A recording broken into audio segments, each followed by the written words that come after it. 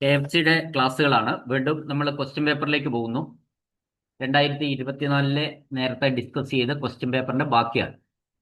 അടുത്ത ചോദ്യം ചോദിച്ചിരിക്കുന്നത് ഇന്ത്യൻ ഭരണഘടനയുടെ ആർട്ടിക്കിൾ 290A കീഴിൽ ദേവസ്വം ഫണ്ടിലേക്ക് സംഭാവനയായി ഓരോ വർഷവും അടയ്ക്കേണ്ട സംഭാവന തുക എത്രയെന്ന്. അതിന്റെ ആൻസർ 46.5 ലക്ഷം എന്നാണ്. അതായത് ഭരണഘടന ആർട്ടിക്കിൾ പറയുന്ന പ്രകാരം ദേവസ്വം ഫണ്ടിലേക്ക് സംഭാവനയായിട്ട് ഓരോ വർഷവും അടയ്ക്കേണ്ട സംഭാവന തുക എത്രയാണെന്നാണ് ചോദ്യം. അത് ഉത്തരം 46.5 ലക്ഷം എന്നാണ്. അടുത്ത ചോദ്യം, സാധ്യമായ എല്ലാ വീണ്ടെടുക്കൽ മാർഗങ്ങളും പരിശോധിക്കാതെ അധിക പേയ്മെന്റും മറ്റ് സമാന ക്ലെയിമുകളും വീണ്ടെടുക്കൽ ഉപേക്ഷിക്കുന്നതിനെ ഏത് പേരിലാണ് അറിയപ്പെടുന്നത്? അതിനെ നമ്മൾ വെയ്വർ ഓഫ് റവന്യൂ എന്നാണ് പറയുന്നത്. റവന്യൂ ഒഴിവാക്കൽ. ഇവിടെ വളരെ ശ്രദ്ധിക്കേണ്ട ഒരു കാര്യമുണ്ട്. അതായത് നമ്മൾ ഈ ചോദ്യത്തില്, ഇതിന് സമാനമായ ഒരു ചോദ്യത്തില് 2 ടേം നിർബന്ധമായിട്ടും നിങ്ങൾ മനസ്സിലാക്കിയിരിക്കണം. അതായത് ഒന്ന് waiver of revenue, remission of revenue. ഈ രണ്ടും നിരന്തരമായി ചോദിക്കുന്നതുമാണ്, രണ്ടും മാറിപ്പോകുന്നതുമാണ്. വെയ്വർ ഓഫ് റവന്യൂ അല്ലെങ്കിൽ റെമിഷൻ ഓഫ് റവന്യൂ. അപ്പൊ റവന്യൂ ഒന്ന്, വെയ്വർ ഓഫ് റവന്യൂ എന്ന് പറയുന്നത് റവന്യൂ ഒഴിവാക്കലാണ്. എന്നാൽ റെമിഷൻ ഓഫ് റവന്യൂ എന്ന് പറയുന്നത് അതും ഇതുപോലത്തെ തന്നെ ഉള്ള ഒരിതാണ്. അപ്പോൾ നമ്മളിത് ആദ്യം നമ്മൾ ഇതിന്റെ ആൻസർ പറയും. അപ്പോൾ എല്ലാ സാധ്യമായ റിക്കവറി നടത്താനുള്ള എല്ലാ സാഹചര്യങ്ങളും നോക്കാണ്ട് ഓവർ പേയ്മെന്റും മറ്റ് സമാന ക്ലെയിമുകളൊക്കെ വീണ്ടെടുക്കൽ ഉപേക്ഷിക്കുന്നതിനെയാണ് നമ്മളിവിടെ വെയ്വർ ഓഫ് റവന്യൂ എന്ന് പറയുന്നത്. അപ്പൊ നമുക്ക് അത് ഒരു എക്സാമ്പിൾ സഹിതം ഞാൻ നിങ്ങളോട് പറയാം. വെയ്വർ ഓഫ് റവന്യൂ അല്ലെങ്കിൽ റവന്യൂ ഒഴിവാക്കൽ. ഇപ്പൊ ഒരു സർക്കാർ ജീവനക്കാരന് നമ്മൾ അബദ്ധത്തില് ശമ്പളത്തിൽ 10,000 രൂപ അധികം നൽകി. ഇവിടെ ഓവർ പേയ്മെന്റ് എന്നുള്ള വാക്കുകൾ കൂടി വന്നുകൊണ്ടാണ് ഞാൻ ഈ ഉദാഹരണം എടുത്തത്. അപ്പോൾ 10,000 രൂപ ഓവർ പേയ്മെന്റ് എന്ന് പറഞ്ഞാല് അധികമായി നൽകി പോവുക അറിയാതെ, അതാണ് ഓവർ പേയ്മെന്റ് എന്ന് പറയുന്നത്. അപ്പൊ ഇങ്ങനെ ഓവർ പേയ്മെന്റ് നടന്നാൽ അതിന്റെ റിക്കവറി, അതല്ലെങ്കിൽ അതുപോലെയുള്ള സമാനമായ കേസുകളിൽ അത് റിക്കവർ ചെയ്യുന്ന മുഴുവൻ സാധ്യതകളും പരിശോധിക്കാതെ ഒഴിവാക്കുന്നതിനാണ് നമ്മൾ എന്ത് പറയുന്നത്, വെയ്വർ ഓഫ് റവന്യൂ. അപ്പൊ ഇവിടെ ഈ ജീവനക്കാരന് അബദ്ധത്തിൽ ശമ്പളത്തിൽ 10,000 രൂപ അധികമായി നൽകി, ഓവർ പേയ്മെന്റ് ആയിട്ട് നൽകി. പിന്നീട് ആ ജീവനക്കാരൻ സർവീസിൽ നിന്ന് വിരമിക്കുകയും അയാളിൽ നിന്ന് ആ തുക തിരിച്ചു പിടിക്കാൻ യാതൊരു വഴികളും ഇല്ലെന്ന് വരികയും ചെയ്യുമ്പോൾ ആ തുക ഈടാക്കാനുള്ള ശ്രമങ്ങൾ ഉപേക്ഷിച്ച് ഉത്തരവ് നൽകുന്നതിനെയാണ് നമ്മൾ വെയ്വർ ഓഫ് റവന്യൂ എന്ന് പറയുന്നത്. എന്നാൽ റെമിഷൻ ഓഫ് റവന്യൂ എന്ന് പറയുന്നത് സർക്കാരിലേക്ക് അടയ്ക്കേണ്ട തുകയോ പിഴയോ പൂർണ്ണമായോ ഭാഗികമായോ ഇളവ് ചെയ്തു കൊടുക്കുന്നതാണ് എന്ത്, റവന്യൂ റെമിഷൻ എന്ന് പറയുന്നത്, അല്ലെങ്കിൽ റെമിഷൻ ഓഫ് റവന്യൂ എന്ന് പറയുന്നത്. മനസ്സിലായിട്ടുണ്ടാവുമല്ലോ. അപ്പോ ഈ റവന്യൂ റെമിഷൻ എന്ന് പറയുന്നത്, റെമിഷൻ ഓഫ് റവന്യൂ എന്ന് പറയുന്നത് ഇതിൽ നിന്നും വ്യത്യാസമുണ്ട്. അത് അപ്പോൾ ഒരു സർക്കാരിലേക്ക് അടയ്ക്കേണ്ട തുക നിർബന്ധമായിട്ട് ഓവർ പേയ്മെന്റ് അല്ല, നിർബന്ധമായിട്ടും അടയ്ക്കേണ്ട നികുതികളോ മറ്റ് എന്തെങ്കിലുമൊക്കെ തൽക്കാലത്തേക്കോ എന്തെങ്കിലും അത്യാഹിതങ്ങളോ വെള്ളപ്പൊക്കമോ ഉരുൾപൊട്ടലോ ഒക്കെ വന്നാൽ ഒരു പ്രദേശത്തെ ജനങ്ങൾക്ക് മുഴുവൻ ചിലപ്പോൾ അത് ഒഴിവാക്കുകയോ അല്ലെങ്കിൽ ഭാഗികമായിട്ട് ഇളവ് നൽകുകയോ ഒക്കെ ചെയ്യുന്ന രീതിയാണ് റെമിഷൻ ഓഫ് റവന്യൂ എന്ന് പറയുന്നത്. ഓക്കെ, അടുത്ത ചോദ്യം, പൊതു കെട്ടിടങ്ങൾക്കായിട്ട് ഛായാചിത്രങ്ങളും ഫോട്ടോകളും വാങ്ങുന്നതിന് ആരുടെ അനുമതി ആവശ്യമാണ്? അപ്പൊ നമ്മൾ പബ്ലിക് ബിൽഡിങ്ങുകളിൽ ചിത്രങ്ങളും ഫോട്ടോകളൊക്കെ വെക്കണം. നിരവധിയായിട്ടുള്ള സ്വാതന്ത്ര്യ സമര സേനാനികളുടെയോ അത്തരത്തിലൊക്കെ നമ്മൾ വാങ്ങിയിട്ട് വെക്കണമെങ്കിൽ, ഇപ്പൊ വാങ്ങുന്നതാണ് പ്രശ്നം, ഏതെങ്കിലും ഫണ്ടിൽ അങ്ങനെ പെടുത്താൻ പറ്റില്ല. അപ്പൊ വാങ്ങണമെങ്കിൽ അത് ആരുടെ അനുമതി ആവശ്യമാണെന്നാണ് ചോദ്യം. അത് സർക്കാരിന്റെ അനുമതി ആവശ്യമാണ്. അടുത്ത ചോദ്യം, മോട്ടോർ ബോട്ടുകൾ, ഫയർ ഫ്ലോട്ടുകള്, ലോഞ്ചുകള് എന്നിവയുൾപ്പെടെയുള്ള ബോട്ടുകളുടെ അറ്റകുറ്റപ്പണികൾ നടത്താനുള്ള പൂർണ്ണ അധികാരം ആർക്കാണ്? ബോട്ടിന്റെ അറ്റകുറ്റപ്പണി അത്ര ഓർത്താൽ മതി. ബോട്ടുകളുടെ അറ്റകുറ്റപ്പണി അത് ഇൻസ്പെക്ടർ ജനറൽ ഓഫ് പോലീസിനാണ് അത്തരത്തിലുള്ള അധികാരം. Inspector general of police. അതിലൊരു സംശയത്തിൽ ഒന്നുകൂടെ റീചെക്ക് ചെയ്യണം. ചോദ്യം എന്ന് പറയുന്നത് ചോദ്യം നമ്പർ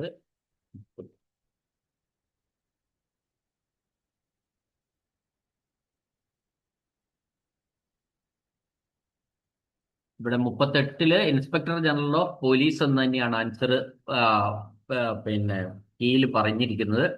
അതിൽ ഒന്നുകൂടി നമുക്കൊന്ന് കൺഫേം ചെയ്യേണ്ടതായിട്ടുണ്ട്. അത് പിന്നീട് ഉൾപ്പെടുത്തി പറഞ്ഞുതരാം. ഓക്കെ, 39ാമത്തെ ചോദ്യം. റവന്യൂ അഡ്വാൻസുകൾക്ക് കീഴിൽ ഉൾപ്പെടുത്തിയിരിക്കുന്ന ഇനങ്ങൾ ഏതെല്ലാമാണ്? ഈ താഴെ പറയുന്നതില് റവന്യൂ അഡ്വാൻസ് ഏതൊക്കെയാണെന്ന ചോദ്യം. അപ്പോൾ റവന്യൂ ആണ്. ഇപ്പൊ റവന്യൂ ഡിപ്പാർട്ട്മെന്റിനെ നിങ്ങൾ ആലോചിച്ചാൽ മതി.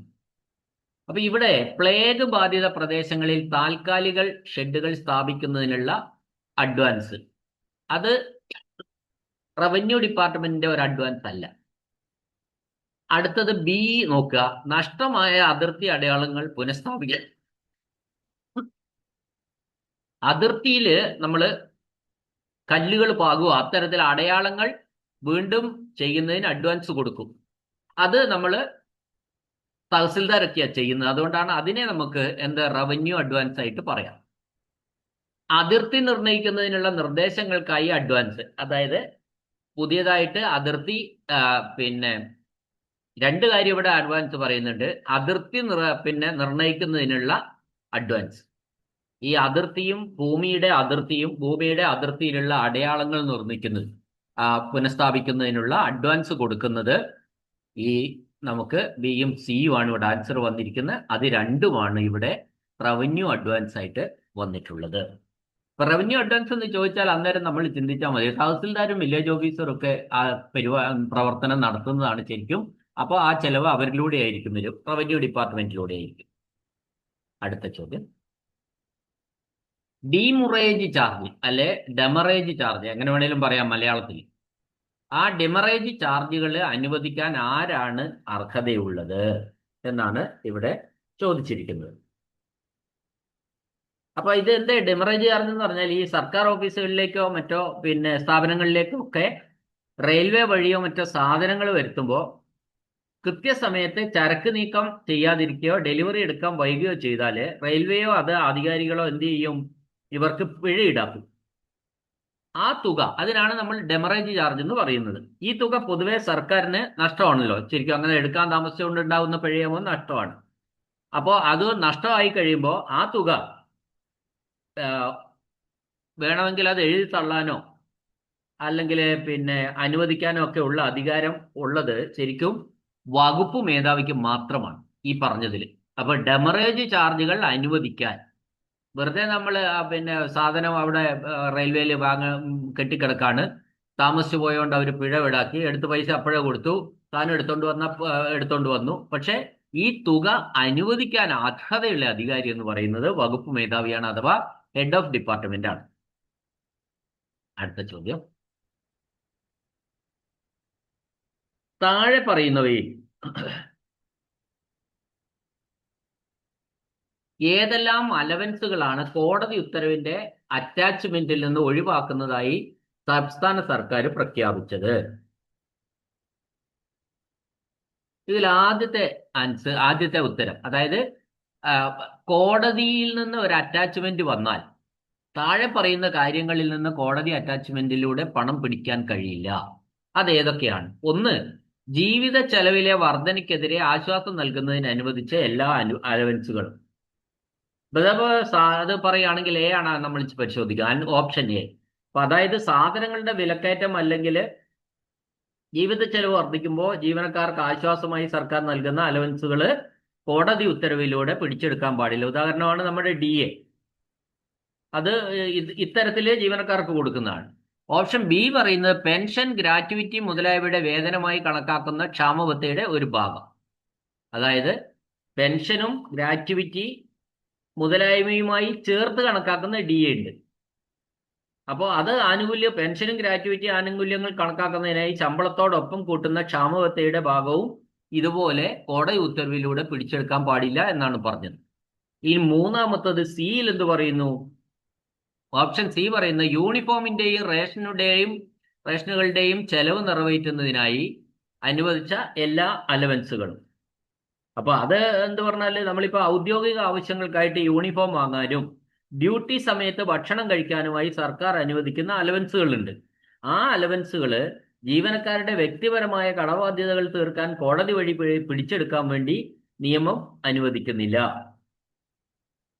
അപ്പോ ഇത് ഈ പറഞ്ഞ എയും ബിയും സിയും ശരിയാണ്. അതിൽ നിന്നൊന്നും തന്നെ ഇത്തരത്തിലുള്ള കോടതി അറ്റാച്ച്മെന്റ് പാടില്ല എന്നാണ് പറഞ്ഞത്.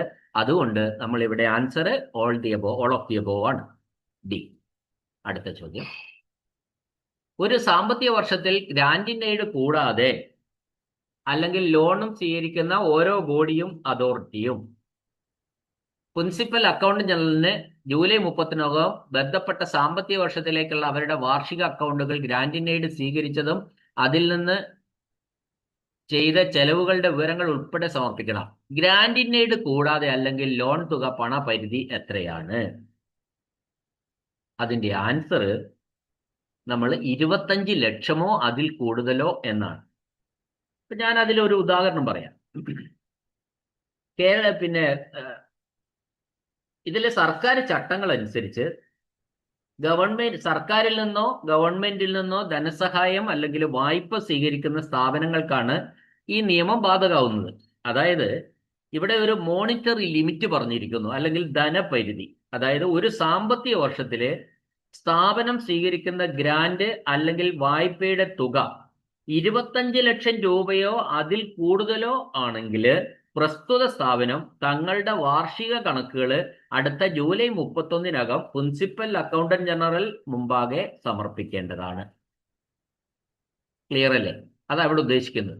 അപ്പോ അവരുടെ വേണമെങ്കിൽ ഉദാഹരണ സഹിതം പറയാം. ഒരു സ്ഥാപനം കഴിഞ്ഞ വർഷം സർക്കാർ ഗ്രാൻഡായിട്ട് 28 ലക്ഷം രൂപ കൈപ്പറ്റി.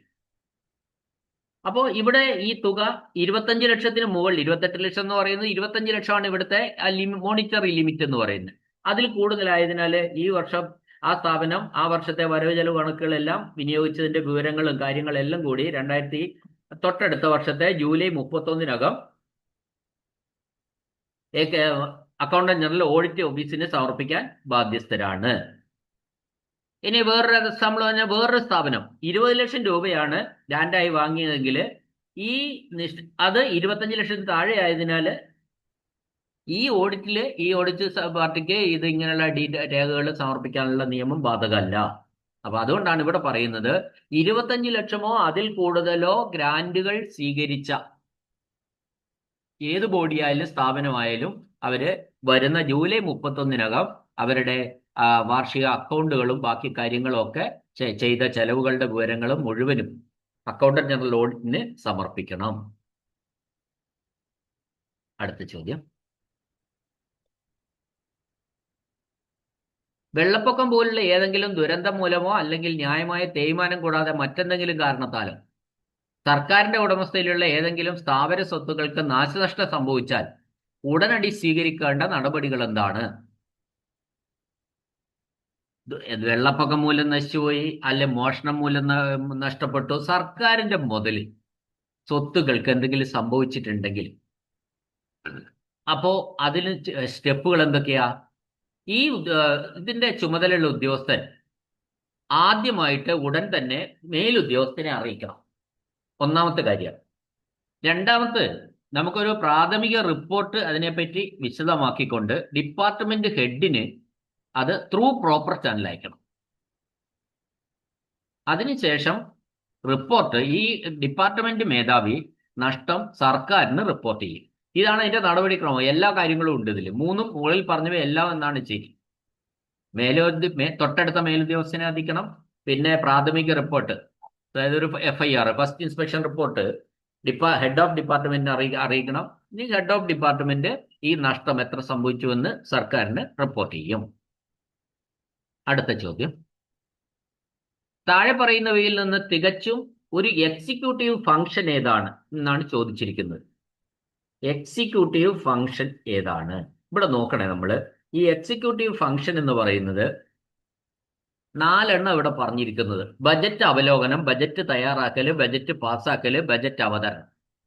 അതില് ആൻസർ ഒരു എക്സിക്യൂട്ടീവ് ഫംഗ്ഷൻ എന്ന് പറയുന്നത് പ്രിപ്പറേഷൻ ഓഫ് ബജറ്റ് ആണ്. Preparation of budget. അപ്പൊ ഇവിടെ നമ്മൾ ഈ പ്രിപ്പറേഷൻ ഓഫ് ബജറ്റിൽ എന്താ പറയുന്നത്? വിവിധ സർക്കാർ വകുപ്പുകളും ധനകാര്യ വകുപ്പും ചേർന്ന് അടുത്ത വർഷത്തെ വരവ് ചെലവ് കണക്കുകൾ കണക്കാക്കി ബജറ്റ് രേഖ തയ്യാറാക്കുന്നത് ഉദ്യോഗസ്ഥരും ഭരണ സംവിധാനവുമാണ്. അത് നിയമസഭയല്ല ബജറ്റ് തയ്യാറാക്കുന്നത്. ഇപ്പൊ കേരള അതിനുശേഷം പദ്ധതികളും ഫണ്ടാവശ്യകതയും പദ്ധതിയൊക്കെ തയ്യാറാക്കി ധനകാര്യ വകുപ്പിന് സമർപ്പിക്കുന്നത് കേരളത്തിലെ സർക്കാർ വകുപ്പുകളാണ്. അപ്പൊ അത് ധനകാര്യ വകുപ്പ് അത് ക്രോഡീകരിച്ച് ബജറ്റ് പുസ്തകം രൂപീകരിക്കുന്നതും ഒക്കെ എക്സിക്യൂട്ടീവ് തലത്തിലുള്ള ജോലിയായി പറഞ്ഞതൊക്കെ. ജീവനക്കാരും ഉദ്യോഗസ്ഥ വൃന്ദവും ഒക്കെയാണ് ഇത് ചെയ്യുന്നത്. അതുകൊണ്ടാണ് നമ്മൾ ഇതൊരു എക്സിക്യൂട്ടീവ് ഫംഗ്ഷൻ എന്ന് പറയുന്നത്. എന്നാൽ റിവ്യൂ ഓഫ് ബഡ്ജറ്റ് അതെന്ന് പറഞ്ഞാൽ എന്താ? വരവ് ചെലവ് കണക്കുകൾ പരിശോധിക്കുന്നത്. അത് നിയമസഭാ സമിതിയോ പബ്ലിക് അക്കൗണ്ട്സ് കമ്മിറ്റിയോ ഒക്കെയാണ്. അതാണ് വരാത്തത്. അപ്പൊ ഇത് പൂർണ്ണമായും ഇതൊരു നിയമസഭയുമായി ബന്ധപ്പെട്ടതാണ് ഒന്നാമത്തെ ഓപ്ഷൻ. അതുകൊണ്ടാണ് അതല്ല എന്ന് പറയുന്നത്. എക്സിക്യൂട്ടീവ് ഫംഗ്ഷൻ എന്ന് പറയുന്നത് ഉദ്യോഗസ്ഥ വൃന്ദങ്ങൾ ഇടപെട്ട് ശരിയാക്കുന്ന സംഭവത്തിനാണ് ഇവിടെ നമ്മൾ എക്സിക്യൂട്ടീവ് ഫംഗ്ഷൻ എന്ന് പറയുന്നത്. ബജറ്റ് പാസ്സാക്കല്, ബജറ്റ് അവതരണം, ബജറ്റ് അവലോകനം ഇതെല്ലാം നിയമസഭാ പ്രവർത്തനങ്ങളുമായിട്ട് ബന്ധപ്പെട്ടതാണ്.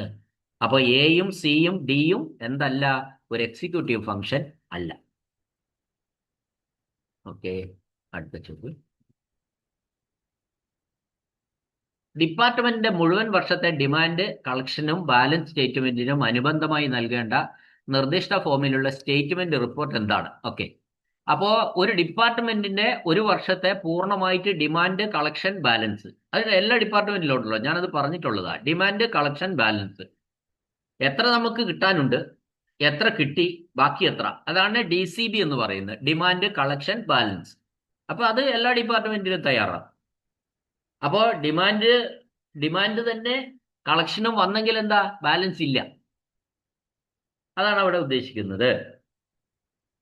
അപ്പോ അതിന്റെ കൂട്ടത്തിൽ അത് കൊടുക്കുന്ന സമയത്ത് അനുബന്ധമായിട്ട് അതിനോടൊപ്പം നൽകേണ്ട നിശ്ചിത ഫോമിലുള്ള റിപ്പോർട്ടിന്റെ പേരെന്താ? അത് ഏത് റിപ്പോർട്ടാണ് എന്നാണ് ചോദിച്ചിരിക്കുന്നത്. അതിനാണ് അഡ്മിനിസ്ട്രേറ്റീവ് റിപ്പോർട്ട് എന്ന് പറയുന്നത്. ആൻസർ അഡ്മിനിസ്ട്രേറ്റീവ് റിപ്പോർട്ടാണ്. ഓക്കെ, ചോദ്യം ഒരിക്കൽ കൂടി പറയാം. ഡിപ്പാർട്ട്മെന്റിന്റെ ഒരു വർഷത്തെ മുഴുവൻ ഡിമാൻഡ്, കളക്ഷൻ, ബാലൻസ് സ്റ്റേറ്റ്മെന്റ്, അതായത് DCB സ്റ്റേറ്റ്മെന്റിനോടൊപ്പം നൽകേണ്ട നിർദ്ദിഷ്ട ഫോമിലുള്ള റിപ്പോർട്ട് ഏതാണെന്ന ചോദ്യം. ആ റിപ്പോർട്ടിനാണ് അഡ്മിനിസ്ട്രേറ്റീവ് റിപ്പോർട്ട് എന്ന് പറയുന്നത്.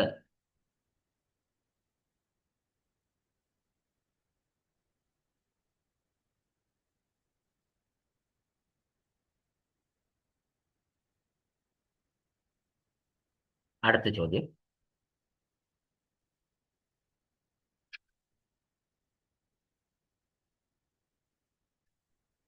കയ്യേറ്റങ്ങൾ നീക്കം ചെയ്യുന്നതിൽ പാർട്ടികൾ പരാജയപ്പെടുന്ന കേസുകളിൽ കയ്യേറ്റം നീക്കം ചെയ്യുന്നതുമായി ബന്ധപ്പെട്ട ചെലവുകൾക്ക് ആവശ്യമായ അഡ്വാൻസ് ആരാണ് നൽകുന്നത് എന്നാണ് ചോദ്യം. ഇതില് നമുക്ക് ഈ കയ്യേറ്റം എന്ന് പറയുന്നത്, ഇപ്പൊ നമ്മള് ഒരു ഭൂമി അത് പുറമ്പോക്കുകളോ മറ്റോ കയ്യേറാറുണ്ട് ആൾക്കാർ. സാധാരണ ഇത് പുറമ്പോക്കായിരിക്കും, പക്ഷെ ഭൂമി കയ്യേറി കെട്ടിടം വെക്കുക, അവര് കെട്ടി തിരിക്കുക, അങ്ങനെയൊക്കെ ചെയ്യാറുണ്ട്. അപ്പോ ഇവർക്ക് ഇത് സർക്കാരിന്റെ ഉദ്യോഗസ്ഥർ മനസ്സിലാക്കി അവർക്ക് നിയമപരമായിട്ട് നോട്ടീസ് നൽകും. നിങ്ങൾ സ്വന്തം നിലയിൽ ഇത് നീക്കം ചെയ്യണം. അങ്ങനെ ഈ കെട്ടിടവും മറ്റുള്ള കാര്യങ്ങളൊക്കെ നീക്കം ചെയ്തില്ല എങ്കിൽ സർക്കാർ അധികാരികൾ നേരിട്ട് ആ കയ്യേറ്റം ഒഴിപ്പിക്കാൻ വേണ്ടി നടപടി സ്വീകരിക്കും. ഇപ്പൊ നമ്മളൊരു പൊതു റോഡിന്റെയോ പുറമ്പോക്ക് ഭൂമിയുടെയോ പുറത്തുള്ള ഒരു അനധികൃത കയ്യേറ്റം പൊളിച്ചു മാറ്റാൻ അധികാരികൾ ഉത്തരവിട്ടു. അപ്പൊ നിശ്ചിത സമയത്തിനുള്ളിൽ കയ്യേറ്റക്കാർ അത് സ്വന്തം ചെലവ് ചെയ്തില്ലെങ്കിൽ എന്ത് ചെയ്യും? സർക്കാർ സംവിധാനങ്ങൾ വന്നിട്ട് അത് പൊളിച്ചു മാറ്റും. അതിനിപ്പോ തൊഴിലാളികളുടെ ആവശ്യമുണ്ട്, JCB വേണ്ടിവരും, അങ്ങനെയുള്ള കാര്യങ്ങളൊക്കെ വേണ്ടിവരും. അപ്പോൾ ഇതിനു വേണ്ടിയിട്ട് സർക്കാർ കൂലിച്ചെലവ്, വാഹന ചെലവ് ഒക്കെ അപ്പൊ എന്ത് ചെയ്യും? മുൻകൂർ എടുത്ത് നടപടികൾക്ക് നേതൃത്വം നൽകുന്നത് തഹസിൽദാരാണ്. അതിനുശേഷം ഈ തുക കയ്യേറ്റക്കാരിൽ നിന്ന് പിടിച്ചെടുക്കും. ഒന്നുകിൽ റവന്യൂ റിക്കവറി വഴിയോ ഏതെങ്കിലും വിധത്തിൽ അവരിൽ നിന്ന് പിടിച്ചെടുക്കുന്ന ഒരു സംവിധാനമാണ് നിലവിലുള്ളത്. അപ്പോൾ സ്വന്തമായിട്ട്, അതാണ് ഇവിടെ പറഞ്ഞിട്ട്, കയ്യേറ്റം നീക്കം ചെയ്തതിൽ പാർട്ടികൾ പരാജയപ്പെടുന്ന കേസുകളിൽ, അതായത് ഒരു കയ്യേറ്റം നടന്നു, ആ കയ്യേറ്റം സ്വന്തമായി പാർട്ടികൾ തന്നെ നീക്കം ചെയ്യുകയാണെങ്കിൽ കുഴപ്പമില്ല. നീക്കം ചെയ്തില്ലേ സർക്കാർ നീക്കം ചെയ്യുക. അങ്ങനെ സർക്കാർ നീക്കം ചെയ്യുക, അതിന് വേണ്ട ചെലവ് ആര് വഹിക്കുന്നു? ആദ്യം മുൻകൂർ എടുക്കുന്നത് തഹസിൽദാരാണ്. ഓക്കെ, അടുത്ത ചോദ്യം. കേരളത്തിൽ ആദ്യമായി പെർഫോമൻസ് ബഡ്ജറ്റ് തയ്യാറാക്കിയത് എപ്പോഴാണ്? പെർഫോമൻസ് ബഡ്ജറ്റ് തയ്യാറാക്കിയത് എപ്പോഴാണ് എന്നാണ് ചോദ്യം. കേരളത്തിൽ ആദ്യമായിട്ടാണ്. അപ്പോ 1970, 71 കാലഘട്ടത്തിലാണ് ഈ പെർഫോമൻസ് ഓഡിറ്റ് ആദ്യമായിട്ട് നടന്നതെന്നാണ് പറഞ്ഞിട്ടുള്ളത്. അപ്പൊ ഇവിടെ ഈ പെർഫോമൻസ് ഓഡിറ്റും സാധാരണഗതിയിൽ ഒരു പരമ്പരാഗത രീതിയുമുണ്ട്. അപ്പൊ ഈ ബഡ്ജറ്റിന്റെ ഒരു പരമ്പരാഗത രീതി എന്ന് പറയുന്നത്, വകുപ്പിന്റെ പ്രവർത്തനങ്ങൾക്കായി ആകെ എത്ര രൂപ അനുവദിച്ചു, ഉദാഹരണത്തിന് 10 കോടി രൂപ എന്ന് മാത്രം പറയുന്നതാണ് ബഡ്ജറ്റിൽ. അങ്ങനെ പറയുന്നതാണ് സാധാരണയായിട്ട് പരമ്പരാഗത രീതി എന്ന് പറയുന്നത്. എന്നാൽ ഈ പെർഫോമൻസ് ബഡ്ജറ്റില് അനുവദിച്ച 10 കോടി രൂപ കൊണ്ട് എത്ര കിലോമീറ്റർ റോഡ് ടാർ നടത്തി, അല്ലെങ്കിൽ എത്ര ലക്ഷം വൃക്ഷത്തൈകൾ വെച്ച് പിടിപ്പിച്ചു തുടങ്ങിയ വ്യക്തമായിട്ടുള്ള ലക്ഷ്യങ്ങളും അതിന്റെ നേട്ടങ്ങളും മുൻനിർത്തി ബഡ്ജറ്റ് അവതരിപ്പിക്കുന്നതിനെയാണ് നമ്മൾ പെർഫോമൻസ് ബഡ്ജറ്റ് എന്ന് പറയുന്നത്. അപ്പൊ ഇത്തരത്തില് കേരളത്തിലെ ഒരു പെർഫോമൻസ് ബഡ്ജറ്റ് ആദ്യമായിട്ട് അവതരിപ്പിച്ചത് 1970, 71 സാമ്പത്തിക വർഷത്തിലാണ്. അടുത്ത ചോദ്യം. ഗവൺമെന്റ് നിയമനിർമ്മാണ സഭയിൽ അവതരിപ്പിക്കുന്ന ഒരു രേഖ ഒരു പ്രത്യേക സേവനത്തിന് പ്രവർത്തനത്തിനായി ഒരു നിശ്ചിത തുക ആവശ്യപ്പെടുകയും തുക എങ്ങനെ വിനിയോഗിക്കണമെന്ന് നിർദ്ദേശിച്ചിരിക്കുന്നു എന്ന് വിശദമായി കാണിക്കുകയും ചെയ്യുന്നു. അങ്ങനെയില്ല ഉണ്ടെങ്കിൽ അതിന് പറയുന്ന ആ രേഖയുടെ പേരെന്താണെന്നാണ് ചോദ്യം. ആ രേഖയുടെ പേരാണ് ഡിമാൻഡ്സ് ഫോർ ഗ്രാന്റുകൾക്കായുള്ള ഡിമാൻഡുകൾ എന്നാണ് അതിന്റെ ഒരു പേര്. അപ്പൊ നമ്മളിവിടെ ഒരു പ്രത്യേക സേവനത്തിനോ പ്രവർത്തനത്തിനോ വേണ്ടി ഒരു നിശ്ചിത തുക ആവശ്യപ്പെടുകയാണ്. ആ തുക എങ്ങനെ വിനിയോഗിക്കണമെന്നും നിർദ്ദേശിച്ചിട്ടുണ്ടാവും. അപ്പോൾ ഇതിനുള്ള മറുപടിയാണ് ശരിക്കും എന്താ പറയേണ്ടത്, ഡിമാൻഡിനുള്ള ഗ്രാന്റുകൾക്കായിട്ടുള്ള ഡിമാൻഡുകൾ. ഇത് വോട്ടിങ്ങിന് വിധേയമാക്കിയിട്ടാണ് നിയമസഭ അംഗീകരിക്കുന്നത്. അതാണ് ഇതിൽ പറയാനുള്ളത്. അപ്പൊ അതാണ് അങ്ങനെ പറയാൻ കാരണം. അപ്പൊ നമുക്ക് ഒരു ഉദാഹരണം പറയുകയാണെങ്കിൽ, ഇപ്പോ സംസ്ഥാന ബജറ്റില് വിദ്യാഭ്യാസ വകുപ്പിനോ അല്ലെങ്കിൽ പൊതുമരാമത്ത് വകുപ്പിനോ ഒരു തുക വകയിരുത്തുമ്പോൾ അത് പിന്നെ സാധാരണഗതിയിൽ ഞാൻ പറഞ്ഞുതരാം, അത് ആ രീതിയിലാണ് അവതരിപ്പിക്കുക. അതായത് ഡിമാൻഡ് നമ്പർ നമ്മൾ ഒന്ന് പറയുകയാണ്. വിദ്യാഭ്യാസ വകുപ്പ് ആവശ്യപ്പെടുന്ന തുക, അതായത് സ്കൂളുകളുടെ നടത്തിപ്പിനും ശമ്പളത്തിനുമായിട്ട് 500 കോടി രൂപ വിദ്യാഭ്യാസ വകുപ്പ് ആവശ്യപ്പെടും. ഈ തുക എങ്ങനെയൊക്കെയാണ് ചെലവഴിക്കുന്നത്? അതായത് ശമ്പളത്തിന് എത്ര, കെട്ടിട നിർമ്മാണത്തിന് എത്ര, ഉച്ചഭക്ഷണത്തിക്ക് എത്ര എന്നിങ്ങനെ വിശദമായ കണക്കുകൾ. ഇതാണ് ഡിമാൻഡ്സ് ഫോർ ഗ്രാന്റ് എന്ന് പറയുന്നത്. അപ്പോ ഈ രേഖ നിയമനിർമ്മാണ സഭയിൽ അവതരിപ്പിക്കുന്ന ഒരു രേഖയാണ്. ഏത്? ഡിമാൻഡ്സ് ഫോർ ഗ്രാന്റ്സ്, അല്ലെങ്കിൽ ഗ്രാന്റുകൾക്കായിട്ടുള്ള ഡിമാൻഡാണ്. അപ്പോ അതിൽ എന്തൊക്കെ പറഞ്ഞിട്ടുണ്ടാവണമെന്നാ ഇത് ഗ്രാന്റുകൾക്ക് ഡിമാൻഡ്? ഒരു പ്രത്യേക സേവനം പറയും, ആ പ്രവർത്തനത്തിനായിട്ട് പ്രത്യേക തുക ആവശ്യപ്പെടും, അതിൽ എങ്ങനെ വിനിയോഗിക്കണമെന്ന് നിർദ്ദേശിച്ചിരിക്കുന്നു എന്ന് വിശദമായി കാണിക്കുകയും ചെയ്യും. അപ്പൊ ഡീറ്റെയിൽസ് ഫുൾ ഉണ്ടാവും. അതിനാണ് നമ്മൾ എന്ത് പറയുന്നത്? ഡിമാൻഡ്സ് ഫോർ ഗ്രാന്റ്സ് എന്ന് പറയുന്നത്. അടുത്ത ചോദ്യം. ഒരു ബജറ്റ് ഗവൺമെന്റിന്റെ പ്രവർത്തനത്തെ സാമ്പത്തികമായും ഭൗതികമായിട്ടും രീതിയിൽ അവതരിപ്പിക്കുന്ന, സാമ്പത്തികവും ഭൗതികമായ രീതിയിൽ അവതരിപ്പിക്കുന്ന സാങ്കേതികതയെ സൂചിപ്പിക്കുന്നു. അത് ചെയ്യേണ്ട ചെലവ് കണക്കാക്കുന്നതിനോടൊപ്പം ചെയ്യേണ്ട ജോലികളും അല്ലെങ്കിൽ നൽകേണ്ട സേവനവും സൂചിപ്പിക്കുന്നു. ആ ബജറ്റിന്റെ പേരെന്താണ്? മനസ്സിലായല്ലോ. ഞാൻ ഇപ്പൊ നേരത്തെ പറഞ്ഞ ചോദ്യത്തിന്റെ ഒരു ബാക്കിയാണ്. ബജറ്റ് എന്തോ ആവട്ടെ, ആദ്യത്തെ വഴി വിട്. ബജറ്റ് ഗവൺമെന്റിന്റെ പ്രവർത്തനത്തെ സാമ്പത്തികവും ഭൗതികമായ രീതിയിൽ അവതരിപ്പിക്കുന്ന സാങ്കേതികതയെ സൂചിപ്പിക്കുന്നു. അതൊക്കെ ഓക്കെ. ഈ ബജറ്റ് എങ്ങനെ ചെലവ് കണക്കാക്കുന്നതിനോടൊപ്പം ചെയ്യേണ്ട ജോലികളും അല്ലെങ്കിൽ നൽകേണ്ട സേവനവും സൂചിപ്പിക്കും. 2-3 കാര്യങ്ങൾ സൂചിപ്പിക്കാം. ചെലവ് 10 കോടി രൂപ, അപ്പൊ 10 കോടി രൂപ അനുവദിച്ചു എന്ന് മാത്രം പറയല്ല. അതിൽ എന്തൊക്കെ ജോലികൾ ചെയ്യണമെന്ന് കൃത്യമായിട്ട് പറഞ്ഞിട്ടുണ്ടാവും. അല്ലെങ്കിൽ അത് നൽകേണ്ട ആ 10 കോടി രൂപ കൊണ്ട് നൽകേണ്ട സേവനം എന്തൊക്കെയാണെന്ന് പറഞ്ഞിട്ടുണ്ട്. അത്തരം ബഡ്ജറ്റിനാണ് നമ്മൾ ഇപ്പൊ പറഞ്ഞ മാതിരി എന്ത് പെർഫോമൻസ് ബഡ്ജറ്റ് അഥവാ പ്രകടന ബഡ്ജറ്റ് എന്ന് പറയുന്നത്. ഓക്കെ, ഇപ്പൊ നമ്മൾ പെർഫോമൻസ് ബഡ്ജറ്റ് കേരളത്തിൽ ആദ്യമായി പെർഫോമൻസ് ബഡ്ജറ്റ് അവതരിപ്പിച്ചത് 70-71 കാലഘട്ടത്തിലാണെന്ന് പറഞ്ഞല്ലോ. അതുപോലെ അടുത്ത ചോദ്യം, ബജറ്റ് സൈക്കിളിന്റെ 2ാം ഘട്ടത്തിന്റെ സമാപനം ഏതാണ് എന്നാണ്. ബജറ്റ് സൈക്കിളിന്റെ 2ാം ഘട്ടത്തിന്റെ സമാപനം എന്ന് പറയുന്നത് ബജറ്റ് പാസാക്കലാണ്. ഓക്കെ, അതിൽ എക്സ്പ്ലനേഷന്റെ ആവശ്യമില്ലല്ലോ. ബജറ്റിന്റെ സൈക്ലിക് ഘട്ടങ്ങളൊക്കെ എല്ലാവരും മനസ്സിലാക്കിയിട്ടുണ്ടാവുമല്ലോ. ഓക്കെ, അടുത്ത ചോദ്യം, അംഗീകൃത സ്വകാര്യ സാങ്കേതിക വ്യവസായ സ്ഥാപനങ്ങൾക്ക് വ്യവസായ ഗ്രാന്റുകൾ അനുവദിക്കാൻ ആർക്കാണ് അധികാരമുള്ളത്? ഇമ്പോർട്ടന്റ് ക്വസ്റ്റ്യൻ ആണ്, സ്ഥിരമായിട്ട് ചോദിക്കുന്ന, ഇതിൽ മാത്രമല്ല കേരള ട്രഷറി കോഡിലൊക്കെ വരുന്ന ചോദ്യമാണ്. ഇത് മാത്രം നിങ്ങൾ നോക്കിയാൽ മതി. വ്യവസായ ഗ്രാന്റുകൾ അനുവദിക്കുക എന്ന് പറയുമ്പം തന്നെ അത് ടെക്നിക്കൽ എഡ്യൂക്കേഷൻ ഡയറക്ടറാണ്. മനസ്സിലായല്ലോ? വ്യവസായ ഗ്രാന്റുകൾ സാങ്കേതിക വ്യാവസായിക സ്ഥാപനങ്ങൾക്ക്, ടെക്നിക്കൽ ആൻഡ് ഇൻഡസ്ട്രിയൽ ഇൻസ്റ്റിറ്റ്യൂഷൻസിന് ഗ്രാന്റുകൾ, ഇൻഡസ്ട്രിയൽ ഗ്രാന്റുകൾ, അതായത് വ്യവസായ ഗ്രാന്റുകൾ അനുവദിക്കാനുള്ള അധികാരം എന്ന് പറയുന്നത് ആർക്കാന്നാ പറഞ്ഞത്? ഡയറക്ടർ ഓഫ് ടെക്നിക്കൽ എഡ്യൂക്കേഷൻ ആണ്. Answer director of technical education അഥവാ സാങ്കേതിക വിദ്യാഭ്യാസ ഡയറക്ടറാണ് അതിന്റെ അധികാരമുള്ളത്. അടുത്ത ചോദ്യം, ഗവൺമെന്റ് നൽകിയ സാധനങ്ങൾക്കോ സേവനങ്ങൾക്കോ വേണ്ടിയുള്ള ക്ലെയിമുകളുടെ കാര്യത്തിൽ സർക്കാരിനെതിരായ ക്ലെയിമുകളുടെ പരിമിതിയുടെ കാലയളവ് എത്രയാണ്? മലയാളം വായിച്ചപ്പോ പിടുത്തം കിട്ടുന്നില്ല. ഒക്കെ ഇംഗ്ലീഷിലേക്ക് പോവാം നമുക്ക്. What is the period of limitation of claims against government in respect of the claims for supplies made or services rendered to government? ഗവൺമെന്റിന് ഒരു സേവനം നമ്മൾ നൽകി, അല്ലെങ്കിൽ നമ്മൾ എന്തെങ്കിലും സാധനങ്ങൾ സപ്ലൈ ചെയ്തു. അപ്പോ അത്തരം ഗവൺമെന്റ് നൽകിയ സേവനങ്ങൾക്കോ അല്ലെങ്കിൽ സപ്ലൈ ചെയ്ത സാധനങ്ങൾക്കോ നമ്മൾ ക്ലെയിം ചെയ്യണം.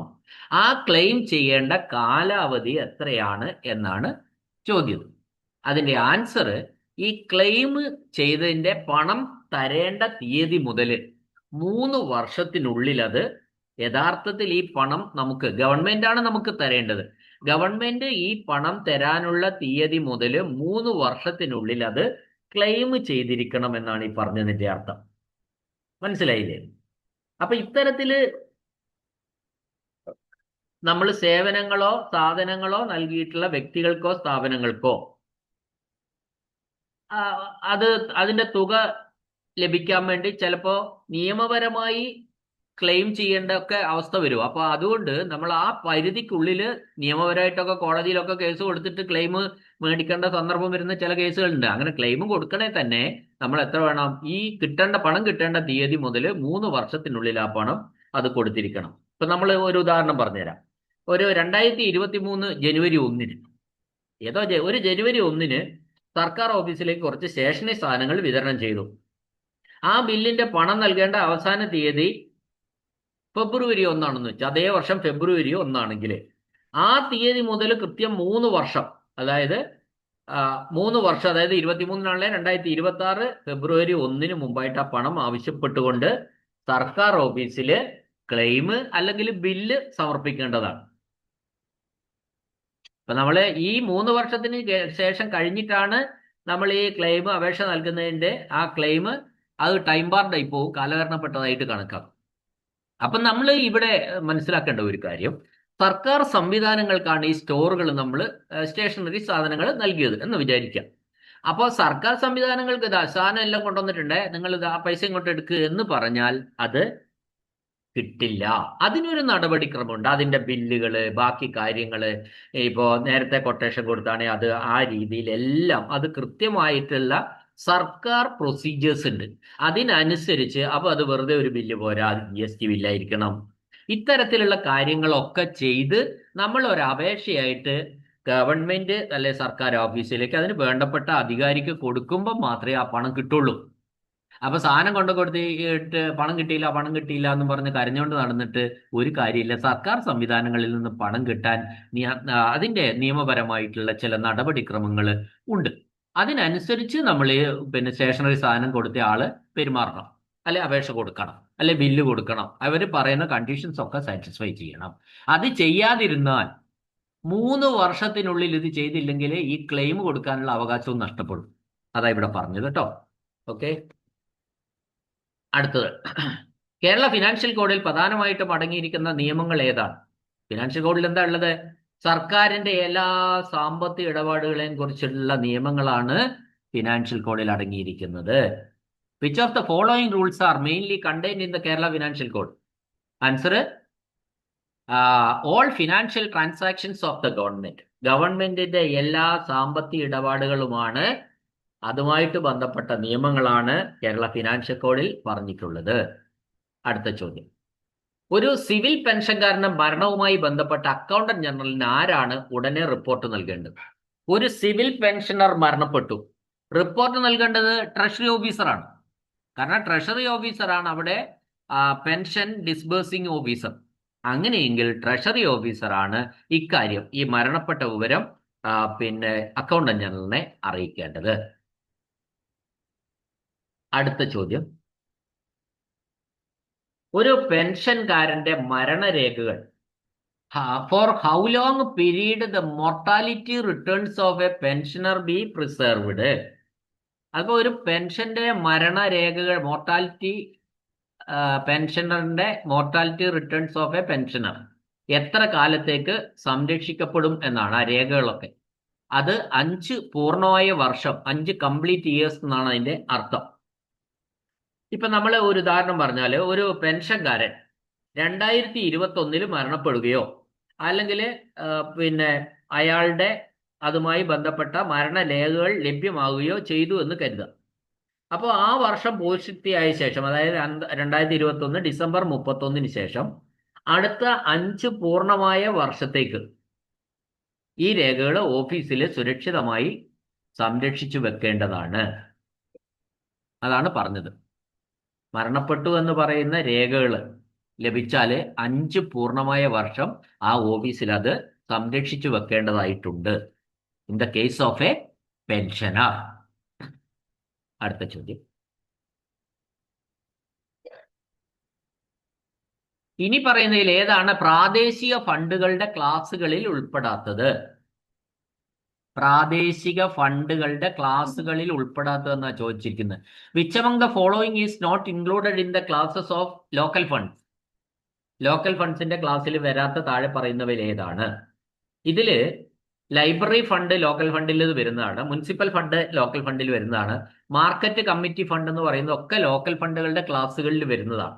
ഇവിടെ സിങ്കിങ് ഫണ്ട് എന്നൊരു ആൻസർ ഉണ്ട്, മുങ്ങുന്ന ഫണ്ട്, സിങ്കിങ് ഫണ്ട്. അത് ലോക്കൽ ഫണ്ടിന്റെ ക്ലാസ്സിൽ വരുന്നതല്ല. ഞാൻ സിങ്കിങ് ഫണ്ട് എന്താണെന്ന് ഇതിനു മുന്നേ പറഞ്ഞിട്ടുണ്ടായിരുന്നു. അതായത് ഗവൺമെന്റ് ഒരു ലോങ് ടേം ലോൺ എടുത്തു. ഞാൻ ആ ഉദാഹരണം തന്നെ വീണ്ടും ഇവിടെ പറയാം. സർക്കാർ ഒരു പിന്നെ 10 വർഷത്തേക്ക് ഒരു ലോൺ എടുത്തു, അഡ്വാൻസ് എടുത്തു, 100 കോടി രൂപ എടുത്തു. ഈ 10 വർഷം കഴിയുമ്പോൾ സർക്കാരിന് ഈ തുക ഒരുമിച്ച് തിരിച്ചടയ്ക്കാൻ, ഇൻട്രസ്റ്റ് ഇല്ലാത്ത ലോണാണ്, പലിശ ഇല്ലാത്തതാണ്. ആ 100 കോടി രൂപ പക്ഷേ 10 വർഷം കഴിയുമ്പോൾ തിരിച്ചടയ്ക്കണം.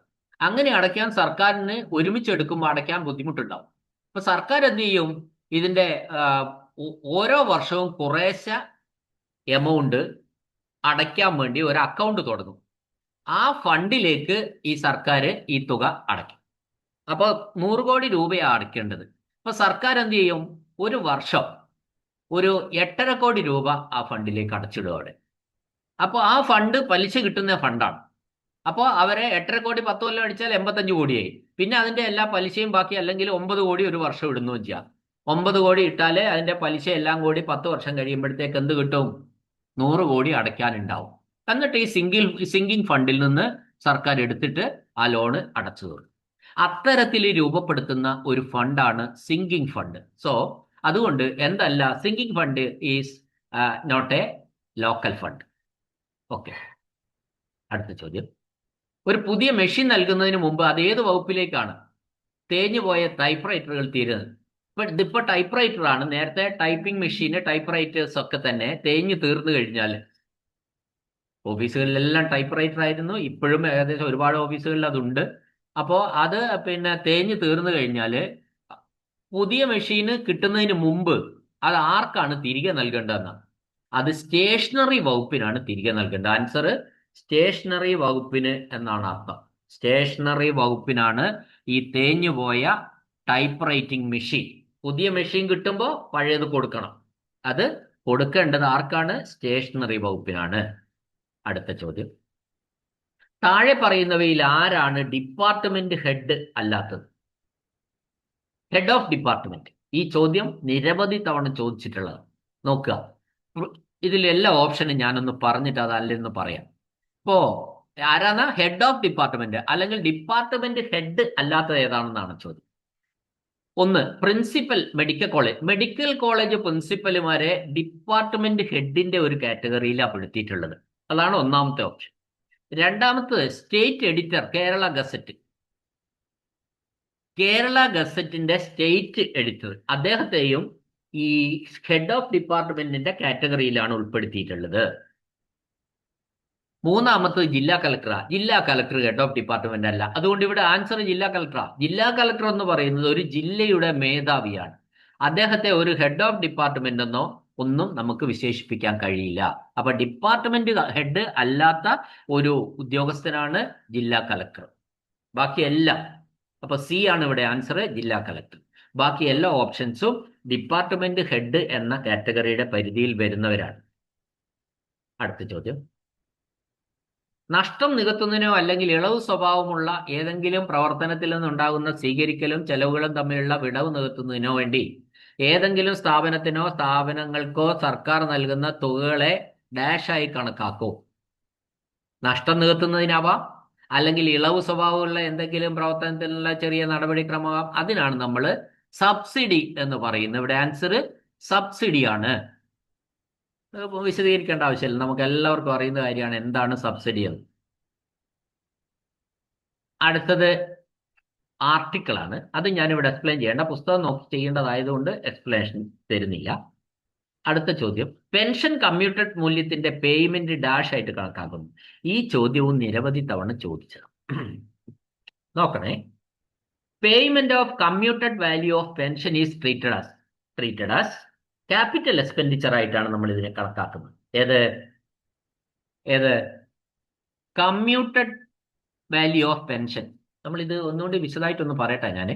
അതായത് ഈ കമ്മ്യൂട്ടഡ് എന്ന് പറയുന്നത്, കമ്മ്യൂട്ടഡ് മൂല്യം, കമ്മ്യൂട്ടേഷൻ എന്ന് പറയുന്നത് ഈ പെൻഷൻ പറ്റുന്ന ഒരു ഉദ്യോഗസ്ഥന് അടുത്ത 12 വർഷത്തേക്ക് ഈ പെൻഷന്റെ 40% തുക ഒരുമിച്ച് കണക്ക് കൂട്ടി കൊടുക്കുന്നതിനാണ് കമ്മ്യൂട്ടേഷൻ ഓഫ് പെൻഷൻ എന്ന് പറയുന്നത്. അപ്പൊ അത്തരത്തിൽ കമ്മ്യൂട്ടേഷൻ ഓഫ് പെൻഷൻ 12 കൊല്ലത്തേക്കാണ് കൊടുക്കുന്നത്, വരാനിരിക്കുന്ന 12 വർഷത്തേക്ക്. അപ്പോ അത് കഴിഞ്ഞാൽ പിന്നെ പെൻഷൻ ഓരോ മാസവും എത്ര ശതമാനമേ ഉണ്ടാവുള്ളൂ? 60% ഉണ്ടാവും. 40% 12 വർഷത്തേക്ക് കമ്മ്യൂട്ട് ചെയ്തു, പിന്നെ പോയിട്ട് 60%ആണ് ബാക്കിയുള്ളത്. അത് മാത്രം ഓരോ മാസവും കൊടുത്താൽ മതി. അപ്പോ അങ്ങനെയാണെങ്കിൽ ഈ പെൻഷൻ കമ്മ്യൂട്ടേഷൻ എന്ന് പറയുന്നത് ഏത് എക്സ്പെൻഡിച്ചർ ആണെന്നാണ് ചോദിച്ചിരിക്കുന്നത്. ഒരു സംശയവും അത് ക്യാപിറ്റൽ എക്സ്പെൻഡിച്ചർ ആണ്, അല്ലെങ്കിൽ മൂലധന ചെലവാണ് ക്യാപിറ്റൽ എക്സ്പെൻഡിച്ചർ. ഒരു ക്യാപിറ്റൽ എക്സ്പെൻഡിച്ചർ എന്ന് പറയുന്നതിന്റെ ഒരു യഥാർത്ഥ അർത്ഥം എന്താണെന്ന് ഞാൻ പറഞ്ഞുതരാം. അതായത് ഭാവിയിൽ ഉണ്ടാകുന്ന ബാധ്യതകൾ കുറയ്ക്കുന്ന ചെലവുകളെയാണ് ക്യാപിറ്റൽ എക്സ്പെൻഡിച്ചർ എന്ന് പറയുന്നത്. അപ്പോൾ ഇപ്പൊ ഞാനൊരു എൽ പി സ്കൂള് ഇപ്പൊ വാടകയ്ക്ക് പ്രവർത്തിക്കുകയാണ്. സർക്കാരിന് അതിന്റെ അപ്പുറത്ത് സ്വന്തമായിട്ട് സ്ഥലങ്ങളൊക്കെ ഉണ്ട്, പക്ഷെ കെട്ടിടമില്ല. അപ്പോൾ വാടക കെട്ടിടത്തിലാണ് പ്രവർത്തിക്കുന്നത്. സർക്കാർ ആ കെട്ടിടത്തിന് മാസം തോറും 50,000 രൂപ വാടക കൊടുത്തുകൊണ്ടേയിരിക്കുക എന്ന് വിചാരിക്കുക. അങ്ങനെ സർക്കാർ ഒരു സുപ്രഭാതത്തിൽ സർക്കാരിന്റെ സ്ഥലത്ത് ആ എൽ പി സ്കൂളിന് പുതിയൊരു കെട്ടിടം നിർമ്മിക്കാൻ തീരുമാനിച്ചു. അപ്പോ കെട്ടിടം നിർമ്മിക്കാൻ തീരുമാനിച്ചാൽ അത് എക്സ്പെൻഡിച്ചറിൽ വരും, ക്യാപിറ്റൽ എക്സ്പെൻഡിച്ചറിൽ വരും. കാരണം എന്താ? ഈ കെട്ടിടം നിർമ്മിച്ചു കഴിഞ്ഞാൽ പിന്നെ സർക്കാരിന് ഇനി വരാനിരിക്കുന്ന വർഷങ്ങളിൽ ഒന്നും തന്നെ ഓരോ മാസവും ഈ 50,000 രൂപ കൊടുക്കേണ്ടതില്ല, വാടക കൊടുക്കേണ്ടതില്ല. അപ്പൊ അവിടെ സർക്കാരിന്റെ ഫ്യൂച്ചർ എക്സ്പെൻസ്, ഭാവിയിൽ വരാനിരിക്കുന്ന ചെലവുകൾ കുറയാണ്. അതുകൊണ്ടാണ് നമ്മൾ അതിനെ ക്യാപിറ്റൽ എക്സ്പെൻഡിച്ചർ അഥവാ മൂലധന ചെലവ് എന്ന് പറയുന്നത്. അപ്പോ മൂലധന ചെലവ് എങ്ങനെ മനസ്സിലാക്കാം? ഭാവിയിൽ വരാനിരിക്കുന്ന ചെലവുകൾ കുറയുന്ന പരിപാടി. ഇപ്പൊ കമ്മ്യൂട്ടേഷൻ അങ്ങനെയാണല്ലോ. കമ്മ്യൂട്ടേഷൻ കൊടുത്തു കഴിഞ്ഞാൽ വരാനിരിക്കുന്ന ഓരോ മാസത്തിലും പെൻഷൻ കുറച്ച് കൊടുത്താൽ മതി. സോ ഇത് payment of commuted value of pension is treated as capital expenditure. വളരെ ക്ലിയർ അല്ലേ? Okay, next question. മുൻ ഉടമയുടെ പേരിൽ മലിഖാനയുടെ റീ രജിസ്ട്രേഷൻ ഓർഡർ ചെയ്യാൻ ആർക്കാണ് യോഗ്യതയുള്ളത്? മലിഖാന. ഈ മലിഖാനയുടെ ചോദ്യം, ഇതേ ചോദ്യം നമ്മൾ മറ്റൊരു ക്വസ്റ്റ്യൻ പേപ്പറിൽ ഓൾറെഡി ഡിസ്കസ് ചെയ്തിട്ടുണ്ട് അല്ലേ? നമുക്ക് ഈ മലിഖാന എന്ന് പറഞ്ഞാൽ ഈ ചരിത്രപരമായിട്ട് നമ്മൾ പറയുകയാണെങ്കിൽ ബ്രിട്ടീഷ് കാലഘട്ടത്തിൽ മലബാർ മേഖലയിലെ നാട്ടുരാജാക്കന്മാർക്കും, ഇപ്പോൾ നമ്മളൊരു ഉദാഹരണം പറഞ്ഞാല് സാമൂതിരി കോവിലകം എല്ലാവരും കേട്ടിട്ടുള്ളതാണ്. സാമൂതിരി കോവിലകം അങ്ങനെയുള്ളവർക്ക് അവരുടെ മേൽക്കോയ്മ നഷ്ടപ്പെട്ടു പോകും ബ്രിട്ടീഷ് ആധിപത്യത്തില്, ബ്രിട്ടീഷ് കാലഘട്ടത്തിൽ. അപ്പോൾ ആ മേൽക്കോയ്മ നഷ്ടപ്പെട്ടതിന് പകരമായിട്ട്, അല്ലെങ്കിൽ അവരുടെ അടുത്തുണ്ടായിരുന്ന ഈ നാട്ടുരാജാക്കന്മാരുടെ അടുത്തുണ്ടായിരുന്ന ഭൂമി ബ്രിട്ടീഷുകാർക്ക് വിട്ടുകൊടുത്തതിന് ഫലമായിട്ട് അപ്പോ അന്ന് കൊടുത്തിരുന്ന ഒരു തരം അലവൻസ് ആണ് ഈ മലിഖാന എന്ന് പറയുന്നത്. ഈ മലിഖാന അലവൻസ് കൈപ്പറ്റിയിരുന്ന മുൻ ഉടമയുടെ മരണശേഷം അതില് അല്ലെങ്കിൽ അവകാശ തർക്കങ്ങളൊക്കെ വരുമ്പോൾ ആ സ്ഥാനത്ത് ഇത് പിന്തുടർച്ചക്കാരായിട്ട് ആ കുടുംബത്തിലുള്ള എല്ലാവർക്കും കിട്ടും. അപ്പോൾ അടുത്ത സ്ഥാനത്തേക്ക് അംഗീകരിക്കപ്പെട്ട ഈ മലിഖാന വാങ്ങാൻ അർഹതയുള്ള ആളിനെ വീണ്ടും രജിസ്റ്റർ ചെയ്യാനുള്ളതും അയാൾക്ക് കൊടുക്കാനുള്ളതും ഉത്തരവിടാനൊക്കെ ഉള്ള അധികാരം എന്ന് പറയുന്നത് ജില്ലാ കലക്ടറിലാണ്.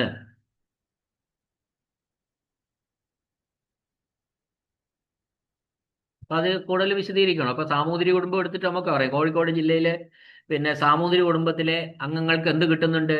മാലിഖാന കിട്ടുന്നുണ്ട്. അപ്പൊ മാലിഖാന അലവൻസ് ആ ബന്ധപ്പെട്ട കാര്യങ്ങളിൽ ഒരുടമ പിന്നെ നിലവിൽ വാങ്ങുന്നയാൾ മരണപ്പെട്ട അടുത്തയാളെ നമ്മൾ അംഗീകരിക്കണം. അപ്പോൾ അതൊക്കെ അംഗീകരിക്കുകയും ഉത്തരവുകൾ പുറപ്പെടുവിക്കുകയും ചെയ്യുന്നത് ആരായിരിക്കും? കോഴിക്കോട് ജില്ലാ കളക്ടർ ആയിരിക്കും. So the answer is district collector, മാലിഖാന. അങ്ങനെ തന്നെ ഓർത്താൽ മതി, മാലിഖാന ഡിസ്ട്രിക്ട് കളക്ടർ. ഓക്കെ, അടുത്ത ചോദ്യം. സംസ്ഥാനത്ത് ആദ്യമായി ഒരു വൈറോളജി ഇൻസ്റ്റിറ്റ്യൂട്ട് ആരംഭിക്കാൻ സർക്കാർ തീരുമാനിച്ചു. ഇതൊരു ഏതാണ് എന്നാണ് ചോദ്യം. സിമ്പിൾ ആൻസർ ആണ്. സംസ്ഥാനത്ത് ആദ്യമായിട്ട് ഒരു വൈറോളജി ഇൻസ്റ്റിറ്റ്യൂട്ട് ആരംഭിക്കാൻ സർക്കാർ തീരുമാനിച്ചു. ഇത് എന്താണെന്നാണ് ചോദ്യം. ഇതിന്റെ ആൻസർ ന്യൂ സർവീസ് എന്നാണ്. ഇതൊരു പുതിയ സേവനമാണ്, ന്യൂ സർവീസ്. ഓക്കെ, അടുത്ത ചോദ്യം. എപ്പോഴാണ് വോട്ട് ഓൺ അക്കൗണ്ട് ആവശ്യമാകുന്നത്? വോട്ട് ഓൺ അക്കൗണ്ട് നമ്മൾ നിരവധി തവണ കേട്ടില്ല. ഇലക്ഷൻ ഒക്കെ എടുക്കാനാകുമ്പോൾ നമ്മൾ ഇങ്ങനെ കേൾക്കും, വോട്ട് ഓൺ അക്കൗണ്ട് ആണ്, vote on account. Answer option മുഴുവൻ ഞാൻ പറയുകയാണ്. നിയമസഭ പിരിച്ചുവിടേണ്ടി വരുമ്പോൾ കറക്റ്റ് ആൻസർ ആണ് 1. നിയമസഭ പിരിച്ചുവിടേണ്ടി വരുമ്പോൾ വോട്ട് ഓൺ അക്കൗണ്ടാ പാസ്സാകുക. കാരണം പിന്നീട് നിയമസഭ ഇലക്ഷനൊക്കെ കഴിഞ്ഞ് തെരഞ്ഞെടുത്ത അല്ലെങ്കിൽ ആ സംവിധാനം കഴിഞ്ഞ് വരുമ്പോഴത്തേക്ക് ആ കാലഘട്ടത്തിലെ ചെലവുകൾ വഹിക്കാൻ വേണ്ടിയിട്ടാണ് നമ്മൾ പിന്നെ വോട്ട് ഓൺ അക്കൗണ്ട് പാസ്സാക്കുന്നത്.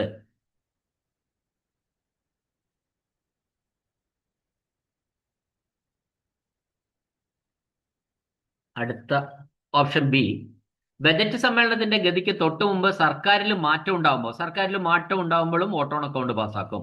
അടുത്തത്, തെരഞ്ഞെടുപ്പ് വർഷത്തിൽ ബജറ്റിന്റെ വിശദമായ പരിഗണന മാറ്റിവെക്കുമ്പോൾ.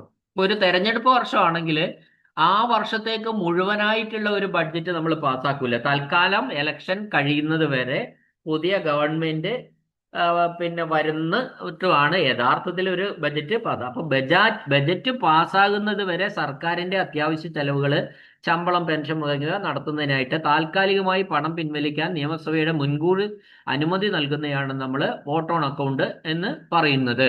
അപ്പൊ ഈ പറയുന്ന എയിലും ബിയിലും സിയിലും വോട്ട് ഓൺ അക്കൗണ്ടിന്റെ സാഹചര്യങ്ങളാണ് നിൽക്കുന്നത്. അതുകൊണ്ട് നമ്മൾ മുകളിൽ പറഞ്ഞവയെല്ലാം എന്ന് പറയുന്നു. നിയമസഭ പിരിച്ചുവിടേണ്ടി വരുമ്പോൾ വോട്ട് ഓൺ അക്കൗണ്ട് പാസ്സാവും. ബജറ്റ് സമ്മേളനത്തിന്റെ മുമ്പ് സർക്കാരിന് മാറ്റം ഉണ്ടായാൽ വോട്ട് ഓൺ അക്കൗണ്ട് ആവും. ഒരു തെരഞ്ഞെടുപ്പ് വർഷത്തിൽ ബജറ്റിന്റെ വിശദമായ പരിഗണന മാറ്റിവെക്കുമ്പോൾ ഇതെല്ലാം ശരിയാണ്. അടുത്ത ചോദ്യം. ലെറ്റർ ഓഫ് ക്രെഡിറ്റിന്റെ പരിധിയിൽ നിന്ന് ഒഴിവാക്കാത്ത പേയ്മെന്റുകൾ ഏതാണ്? ലെറ്റർ ഓഫ് ക്രെഡിറ്റിന്റെ പരിധിയിൽ നിന്ന് ഒഴിവാക്കാത്തത്? ഒഴിവാക്കാത്ത പേയ്മെന്റുകൾ ഏതാണ്? നിങ്ങൾ നോക്കുക, എന്താണ് ലെറ്റർ ഓഫ് ക്രെഡിറ്റ്? അത് നമ്മൾ മനസ്സിലാക്കേണ്ടതായിട്ട് ഉണ്ട്. അപ്പൊ ലെറ്റർ ഓഫ് ക്രെഡിറ്റ് എന്ന് പറയുന്നത്, ഇവിടെ ആൻസർ ലെറ്റർ ഓഫ് ക്രെഡിറ്റിന്റെ പരിധിയിൽ നിന്ന് ഒഴിവാക്കാത്ത പേയ്മെന്റ് എന്ന് പറഞ്ഞാല് സിവിൽ ഡിപ്പാർട്ട്മെന്റുകൾക്ക് വേണ്ടി ചെയ്യുന്ന ജോലിയുടെ പേയ്മെന്റ്, ബാക്കി എല്ലാം ഈ ലെറ്റർ ഓഫ് ക്രെഡിറ്റിന്റെ പരിധിയിൽ നിന്ന് ഒഴിവാക്കുന്നതാണ്.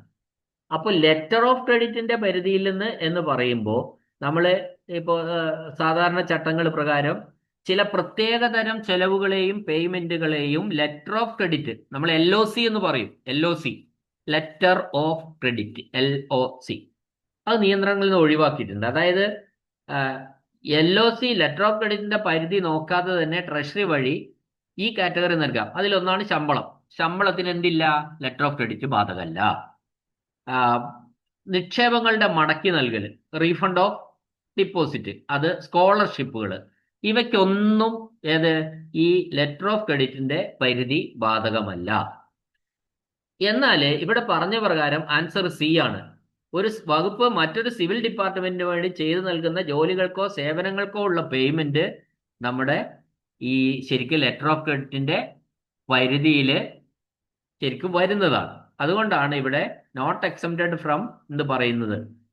അപ്പൊ ഇവിടെ സർക്കാർ ജീവനക്കാരുടെ ശമ്പളം നൽകുന്ന LOC പരിധി നോക്കിയിട്ടല്ല. അത് LOC തീർന്നു പോയാലും ശമ്പള വിവരത്തിന് ട്രഷറി തടസ്സം നിൽക്കാൻ പാടില്ല. കാരണം ശമ്പളം എന്ന് പറയുന്നത് ഈ ലെറ്റർ ഓഫ് ക്രെഡിറ്റിന്റെ പരിധിയിൽ വരുന്ന ഒന്നല്ല. അപ്പൊ മനസ്സിലായല്ലോ, ഇവിടെ ആൻസർ എന്ന് പറയുന്നത് C ആണ്.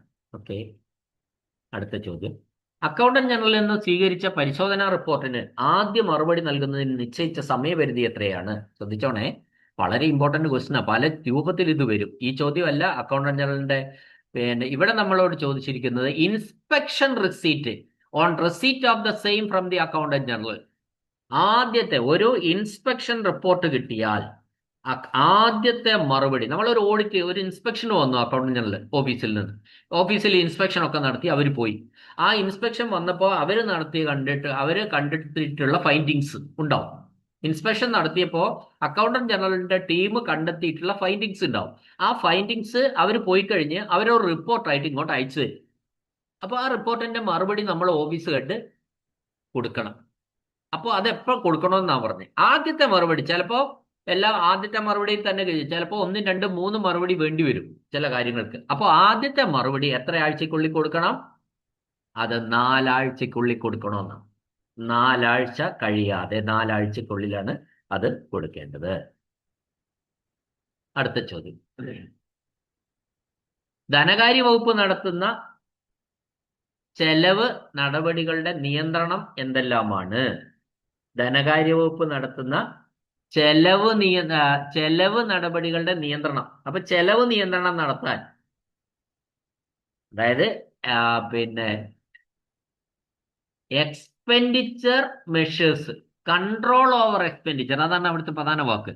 കൺട്രോൾ ഓവർ എക്സ്പെൻഡിച്ചർ, ചെലവുകൾക്കു മേലെയുള്ള നിയന്ത്രണം, അത് നടപ്പാക്കാൻ ഏതൊക്കെ രീതികളാണെന്നാണ് ചോദ്യം. അതിന്റെ ഉത്തരം ഒന്ന്, ആൻസർ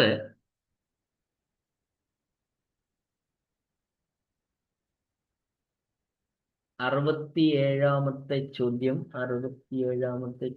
ഓപ്ഷൻ ഡി ആണ്. ബിയും സിയും ആണ് ആൻസർ.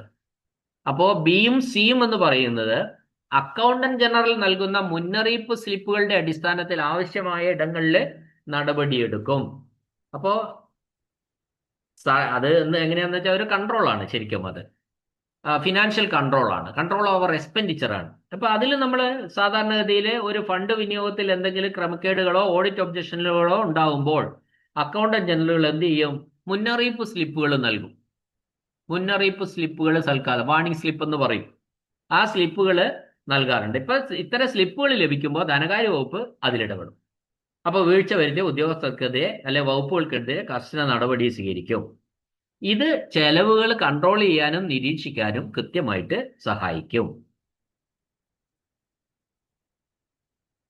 അപ്പൊ അതിൽ ഇനി ഉദാഹരണം പറയണമെങ്കിൽ നമുക്ക് പറയാം, ഇപ്പൊ ഒരു വകുപ്പ് അനുവദിച്ച തുകയേക്കാൾ കൂടുതൽ വിനിയോഗിച്ചു, അത് അല്ലെങ്കിൽ ചട്ടങ്ങൾക്ക് വിരുദ്ധമായിട്ട് പണം ചെലവഴിച്ചു, അത് അങ്ങനെയാണെങ്കിൽ അക്കൗണ്ടന്റ് ജനറൽ വാണിംഗ് സ്ലിപ്പ് നൽകും. വാണിംഗ് സ്ലിപ്പ് നൽകിയാൽ ഉടനെ ധനകാര്യ വകുപ്പ് ഉടൻ ഇടപെട്ട് ആ വകുപ്പിലെ തുടർ ചെലവുകൾക്ക് നിയന്ത്രണം ഏർപ്പെടുത്തുകയോ വിശദീകരണം തേടുകയോ ചെയ്യും. അപ്പോൾ അവിടെ ഒരു കൺട്രോൾ ആയില്ലേ, എക്സ്പെൻഡിച്ചർ കൺട്രോൾ ഓവർ എക്സ്പെൻഡിച്ചർ ആയി. അടുത്ത ചോദ്യം, വിനിയോഗ നിയന്ത്രണ ചോദ്യമല്ല, ബിയും സിയും ആണ് ഉത്തരം. അതുകൊണ്ട് സിയുടെ ആൻസറോട് നമുക്ക് പറയാം. ഇപ്പൊ സിയിൽ പറഞ്ഞിരിക്കുന്നത് തെരഞ്ഞെടുത്ത വകുപ്പുകളിലെ വിനിയോഗ നിയന്ത്രണ സംവിധാനത്തിലൂടെയും ലെറ്റർ ഓഫ് ക്രെഡിറ്റ് വഴിയും കൺട്രോൾ ചെയ്യുന്ന പറഞ്ഞത്. ഏത്? എക്സ്പെൻഡിച്ചർ. അപ്പോൾ അത് നമ്മൾ പറയണമെങ്കിൽ ഇപ്പൊ ഒരു ഉദാഹരണം പറഞ്ഞുതരാം. പൊതുമരാമത്ത് വകുപ്പ് പോലുള്ള ചില വലിയ വകുപ്പുകളിൽ ഈ ഖജനാവിൽ നിന്ന് അനിയന്ത്രിതമായി പണം പിൻവലിക്കുന്നത് തടയാൻ ഒരു നിശ്ചിത കാലയളവിലേക്ക് അല്ലെങ്കിൽ ഒരു പ്രൊജക്ടിനായി നിശ്ചിത തുകയ്ക്ക് മാത്രം മാറാൻ കഴിയുന്ന തരത്തിൽ LOC കൊടുക്കും, അല്ലെങ്കിൽ ലെറ്റർ ഓഫ് ക്രെഡിറ്റ് കൊടുക്കും. അപ്പോൾ ഇതിലൂടെ അനുവദിച്ച പരിധിക്ക് അപ്പുറം ചെലവുകൾ നടത്തുമ്പോൾ ധനകാര്യ വകുപ്പിന്റെ നിയന്ത്രണം ഉറപ്പാക്കാൻ LOC കൊടുത്തു കഴിഞ്ഞാൽ പിന്നെ ആ പൈസയ്ക്ക് അപ്പുറത്തേക്ക് ഒന്നും ട്രഷറിയിൽ നിന്ന് വിഡ്രോ ചെയ്യാൻ പറ്റില്ല. അപ്പോൾ അതൊരു കൺട്രോളാണ്. അപ്പൊ ലെറ്റർ ഓഫ് ക്രെഡിറ്റ് കൊടുക്കുന്നത് ശരിക്കും ഒരു എക്സ്പെൻഡിച്ചർ കൺട്രോൾ ആണെന്ന് നമുക്ക് വേണമെങ്കിൽ പറയാം. അതുകൊണ്ട് ഇവിടെ ബിയും സിയുമാണ് ആൻസർ. ഓക്കെ,